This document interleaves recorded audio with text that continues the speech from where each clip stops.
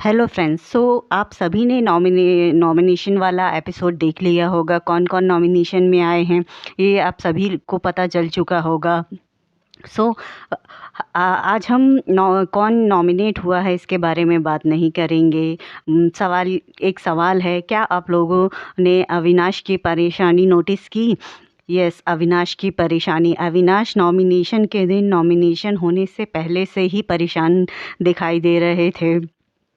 Nomination के दिन उनकी परेशानी क्लियरली दिखाई दे रही थी। नॉमिनेशन के दिन वो अपने लिए नहीं बल्कि ईशा के लिए परेशान नज़र आ रहे थे, क्योंकि वो देख रहे थे कि ईशा का गुस्सा बर्तनों पर निकल रहा था और अविनाश को पूरी क्लैरिटी के साथ समझ आ रहा था कि ये गुस्सा कहाँ से और क्यों आ रहा है। ईशा को गुस्सा इसीलिए आ रहा था क्योंकि उसे अब क्लियरली समझ में आ रहा था कि वो नॉमिनेशन में आने वाली हैं।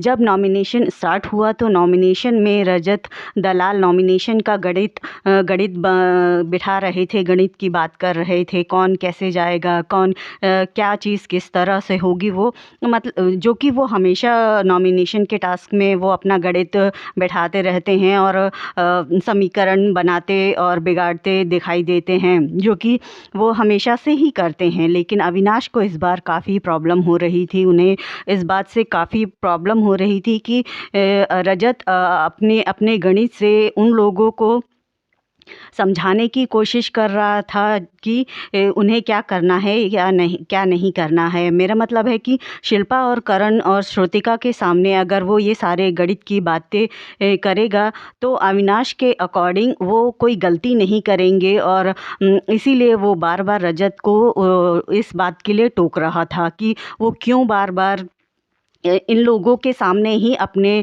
गणित समझाने की कोशिश कर रहा है। मतलब वो उन्हें गलती करने का चांस ही नहीं दे रहा है। लेकिन रजत ने उसे दो टूक जवाब दे दिया कि 13वें हफ्ते में, जहाँ पर हम 13वें हफ्ते में बैठकर नॉमिनेशन कर रहे हैं, तो यहाँ पर कोई भी ऐसी कोई गलती नहीं करेगा। सबको समझ में आ गया है कि क्या करना है क्या नहीं करना है।